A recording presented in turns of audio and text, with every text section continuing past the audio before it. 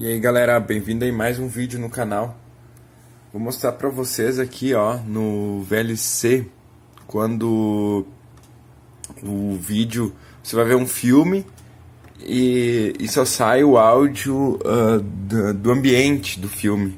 A voz das pessoas não sai. Vocês têm que entrar aqui na opção, ó, vou mostrar pra vocês, em áudio. No modo estéreo aqui, ó. Você tem que marcar a opção estéreo. Aqui não tá com a opção nesse vídeo aqui, mas o meu tava marcado a opção original. Aí o original só tava saindo o áudio do ambiente, música de fundo, essas coisas. E aí eu mudei para estéreo, resolveu. Então, se vocês estão com esse problema, provavelmente se vocês estão buscando esse vídeo aqui é porque estão com problema.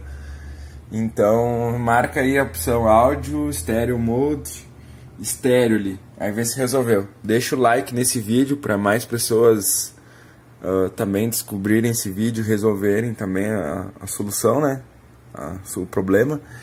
E se inscreva no canal para mais vídeos como esse, e eu vou estar trazendo mais vídeos relacionados a isso também. E divulguem para os seus amigos. Qualquer pessoa que tiver esse problema, manda esse link desse vídeo que vai ajudar ela. Mas é isso aí, por esse vídeo é isso. Valeu e até o próximo vídeo.